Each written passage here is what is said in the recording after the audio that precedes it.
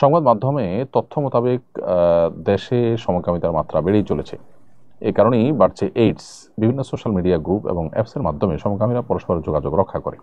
কিশোর যুবকরা এতে কৌতূহলবশত জড়িয়ে পড়ছে। পরে আর এই অন্ধকার জগৎ থেকে ফেরার সুযোগ তাদের হয় না। আমি একজন অভিভাবক হিসাবে চিন্তিত কিভাবে সন্তানদের রক্ষা করতে পারি।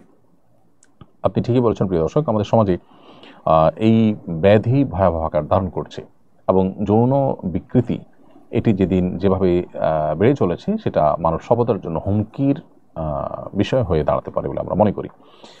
বিধায় সন্তানদেরকে কোরআন এবং হাদিস, নৈতিক শিক্ষা, দ্বীনি শিক্ষা এবং আদর্শ জীবনযাপনের গুরুত্ব বোঝানো আমাদের কর্তব্য। এছাড়া চরিত্র গঠনমূলক বিভিন্ন গল্প, ইসলাম ইতিহাস, সাহাবীদের জীবন আদর্শ এগুলো তাদের সামনে তুলে ধরা দরকার। তাদের জন্য উত্তম দিন এবং তাকওয়ার উপযোগী পরিবেশ তাদের জন্য প্রোভাইড করা দরকার। মোবাইল, ইন্টারনেট এবং অ্যাপস ইত্যাদি ব্যবহার করার ক্ষেত্রে তারা যেন কোনো হারামের সাথে সংশ্লিষ্ট না হয় সেজন্য সতর্ক থাকা দরকার।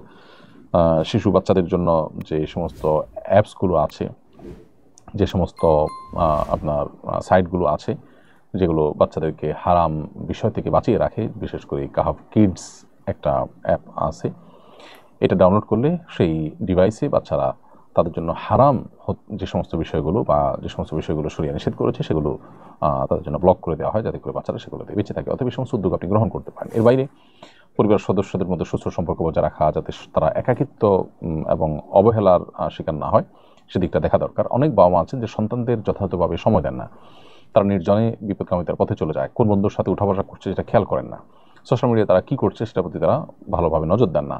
পশ্চিমাদের শেখানো তথাকথিত স্বাধীনতার নাম দিয়ে বাচ্চাদেরকে অনেকে আমরা এমনভাবে ছেড়ে দিই যে তারা নিজের অজান্তে তাদের ধ্বংসের পথে তারা পা বাড়ায়।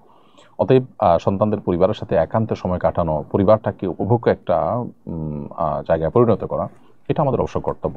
পাশাপাশি আমাদের সন্তানদেরকে এই সমস্ত অপসংস্কৃতি এবং এই সমস্ত বিকৃতি থেকে তাদেরকে বাঁচাবার জন্য কৌতূহলবশত যেন তারা সেদিকে না যায়, এজন্য পরিবারের কর্তা ব্যক্তিরা নিজেরা আগে অ্যাওয়্যার হওয়া দরকার।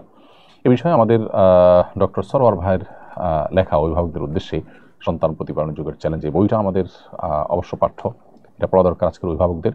সেই সাথে সমকামিতা নিয়ে খুব ছোট্ট করে একটা বই অতি সম্প্রতি তিনি লিখেছেন, সেই বইটা আমাদের কাছে থাকতে পারে।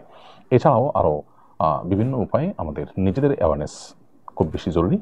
পাশাপাশি আমাদের সন্তানদেরকেও তাদের মতো করে সতর্ক করা আমাদের কর্তব্য। ইনশাআল্লাহ আমরা যদি সতর্ক হই, আমরা যদি সচেতন হই, আমরা যদি সমাজে এই সমস্ত বিকৃতিগুলোকে এবং আমাদের দেশে প্রচলিত আইনে যেটি অপরাধ সেই বেআইনি বিষয়কে যারা সমাজে পুশ করবার চেষ্টা করছে তাদের বিরুদ্ধে যদি আমরা সোচ্চার থাকি, সচেষ্ট থাকি, প্রত্যেকে সচেতন থাকি, যার যার দায়িত্বের জায়গা থেকে আমাদের কাজটুকু আমরা যদি করতে পারি, ইনশাআল্লাহ বিদিনিল্লাহ এই সমাজকে আল্লাহ তাআলা হেফাজত করবেন এবং অপশক্তি কোনো দিনই তাদের সেই স্বপ্ন বাস্তবায়ন করতে পারবে না।